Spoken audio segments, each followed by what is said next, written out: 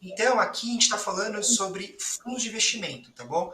Aqui é um instrumento um pouco mais sofisticado, tá? Que, enfim, não é sempre que isso vale a pena, a gente sempre indica em patrimônios, né, ou empresas que valham ali igual ou mais do que 50 milhões de reais, tá? Para valer a pena.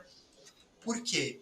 Porque o fundo de investimento em participação, que nesse caso que a gente está tratando aqui, que é a modalidade de fundo de investimento, ele é um instrumento muito interessante para quem tem uma empresa com um valor maior e espera em um futuro se desfazer daquela empresa via venda, né? Como que isso funciona? Então, lembra que o imposto de renda era de 15% lá, Tati, na Sim, outra situação? Quando eu, pessoa física, vendo a exatamente. pessoa física? Aqui, o tributo é o mesmo, também são 15%. Então você vai falar, putz, Felipe, mas por que valeria a pena, né? Eu ter um FIP, né, um fundo de investimento, coisa complexa, né? Tem ali um nome diferentão, né? E você já fala, deve ter custo envolvido nisso, né? Realmente tem, eu vou explicar quais são. Por que valeria a pena? Valeria a pena porque é o seguinte, pessoal, o fundo de investimento em participação é um fundo, tá? Exclusivo nesse caso, ou seja, é um fundo que você monta para você mesmo, ou seja, um private equity, que a gente chama aqui no mercado. Que ele é fundado para quê? Ele é fundado para administrar a participação em uma empresa que é sua, ou seja, só tem você como cotista, basicamente. Pode ter seus familiares, enfim, mas assim, ninguém fora desse cenário estaria compartilhando com você. Não é um fundo que vai estar na XP, que vai estar no BTG, não, é um fundo exclusivo, que a gente Sim. chama, e ele vai administrar a empresa que você é dono. Ou seja, você que era dono de uma pessoa jurídica vai deixar de ser dono da empresa. Como isso acontece? Você aporta, você paga as cotas do fundo com a sua empresa, ou seja, você cria um fundo que tem patrimônio no começo zero, e você fala assim, olha, a minha empresa vale 50 milhões? Ok, então eu vou criar 50 milhões de cotas no fundo com o valor de R$ 1 cada uma. E vou pagar isso como? Com a minha empresa. Ou seja, a empresa que é sua vira empresa do fundo. E você, em vez de ser dono da empresa, vira dono do fundo. Então você é dono do fundo, que é dono da empresa, que é o que a gente tem aqui. Nesse caso, Tati, você fez isso, passou 5 anos, você teve uma proposta de 100 milhões, por exemplo. Tá? Ok. O ganho de capital vai ser de 15%. Mas você não paga o ganho de capital no momento que você vende a empresa. Quando você vai pagar esse ganho de capital? Quando você fizer o resgate das cotas do fundo. O que quer dizer isso, Tati? Exemplo prático, tá bom? Então eu tenho lá a empresa, Tornar o seu recurso que está aplicado em reais. liquidez. Então, você está com ele igual que a gente faz nas plataformas offshore, né? Você só vai pagar o ganho de Então, capital quando você tirar daquela plataforma, daquele local aplicado e tornar isso em liquidez, em é disponibilidade. isso. Justamente isso. Vou explicar agora em momentos assim, Brasil, como isso funcionaria. Você vendeu a empresa por 100 milhões de reais. 100 milhões de reais vai entrar no caixa. De quem? Do fundo. Volta lá, pessoal, só para ficar um pouco mais claro. Do caixa do fundo, tá? O fundo agora, em vez de deter uma empresa, ele vai deter dinheiro. Quanto? 100 milhões de reais. Existe aqui, pessoal, umas questões vinculadas à composição do fundo. O que quer dizer isso? O fundo FIP, ele é obrigado, por normas da CVM, a aplicar um percentual, salvo engano, tá? Igual ali mais ou menos de 70% em ações de empresas SA, tá? Ou seja, quando você vende a empresa, o fundo vai pegar dinheiro. Você vai ter um tempo ali de cerca de 6 meses para recompor o fundo. Tá? Mas enfim, só para tratar aqui, depois a gente pode contornar isso com fundo de investimento multimercado, que ficaria em cima do FIP em si. Mas assim, só para deixar a coisa clara, o fundo pegaria 100 milhões de reais na mão. Esse dinheiro não está disponível para o sócio ainda. Ele vai estar disponível quando? Quando o sócio quiser. Como que ele faz isso? Ele vai na administradora do fundo e fala, olha, quero sacar, quero liquidar 50 mil cotas do fundo, ou seja, 50 mil reais. Vai ter uma liquidação, vai cair 50 mil reais na sua conta, menos o ganho de capital que você vai oferir. Ou seja, vamos dizer que seu custo era de 50 milhões e você teve 100 milhões de ganho. Teve 50 milhões, desculpa, 100 milhões de receita. Teve 50 milhões de Sim. ganho. 15 disso você vai tributar. Quando? Na medida e na proporção que você resgate com a todo fundo. Ou seja, se você pegar esses 100 milhões, Tati, e aplicar em uma outra empresa, você vai ficar com aquele valor aplicado de maneira perpétua e você vai pagar tributo só quando você acionar o gatilho de resgate à cota.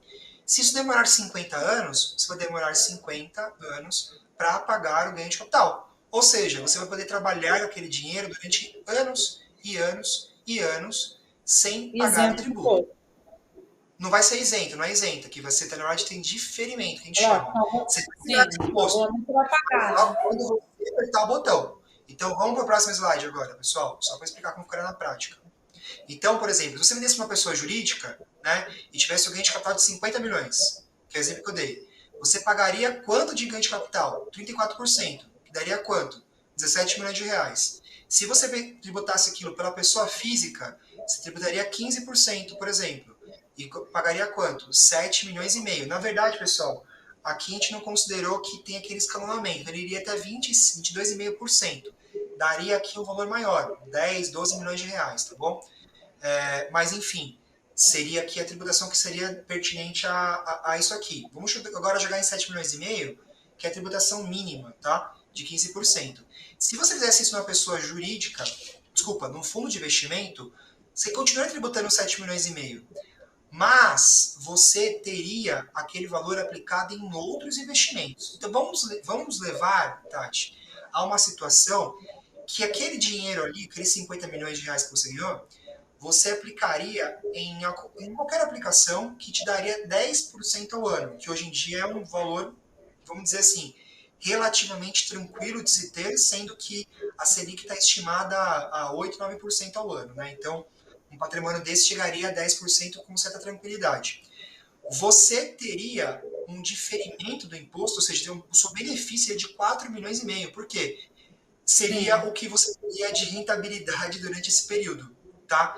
Aqui eu estou colocando 5 anos, tá? Então, em 5 anos, você teria um ganho de 5 milhões de reais quase, 4 milhões e meio. E você pagaria, no final do dia, 3 milhões de reais de imposto. Ou seja, você ganha aqui, nesse caso, por deixar o dinheiro parado lá, aplicado enfim, situações que o fundo permite, né, em implicações que são permitidas, um valor só por remuneração do capital de 3 milhões de reais. Então é um baita benefício. É um baita benefício. Isso cabe para todo mundo? Não, tá? Isso não é para todo mundo. Isso é para situações onde o ganho de capital ele é maior, onde as empresas estão mais sofisticadas, você tem que fazer aqui um fundo de investimento, tem que ter um administrador, uma auditoria. Isso custa um certo valor. Mas, certamente, nesse caso, custaria muito e muito menos do que os 4 milhões e meio que você estaria economizando. Você entende? Então, assim, é uma situação muito interessante para grandes famílias e empresas médias ali. Tá bom? Vamos para o outro cenário agora? Ok. Então, assim, basicamente, o que um FIP teria de vantagem, né? Primeiro, governança corporativa. Por quê? Porque exige que você seja auditado, exige que você tenha demonstrações contábeis regulares e de acordo com as regras internacionais de contabilidade. Ou seja, é muito melhor em termos de governança ter um fundo do que um investimento direto, tá? Até para que você queira vender amanhã para um outro fundo ou para uma empresa mais sofisticada, ela vai olhar aquilo com muito mais bons olhos, porque é uma empresa mais organizada, tá bom? Você tem um distanciamento dos sócios, ou seja, os sócios agora não estão mais diretamente ligados na empresa. Se tiver uma ação trabalhista, quem é o sócio daquela empresa não é a pessoa física, é o fundo. Ou seja, é um Sim. caminho muito maior a ser seguido no caso de penhora de conta de sócio, porque teria que desconsiderar a personalidade jurídica da empresa executada e depois do próprio fundo para depois chegar em você. Ou seja, é um caminho juridicamente muito maior e que cabe nesse meandro, né, nesse interim, defesas judiciais que podem levar a uma segurança muito maior do que um investimento direto, tá? A Sim. eficácia tributária, Tati, que enfim, você tem ali um diferimento do imposto, que nesse caso te daria 4 milhões e meio de reais de benefício, tá? E também a possibilidade de planejamento sucessório. Por quê? Porque daria para que a empresa, né, ao ser modificada com tudo dela societário, que os sócios, né, os donos da empresa, fizessem movimentações que garantissem aos herdeiros uma propriedade direta. A gente vai falar disso um pouco mais na frente, tá bom? Quais são as desvantagens? Desvantagens são os custos, pessoal. Os custos são relativamente, não vou dizer grandes, mas consideráveis frente a um patrimônio que você vai aportar ali dentro. Geralmente gira entre 0,5% e 1,5% ao ano de taxa de administração em uma gestora de fundos de investimento, tá bom?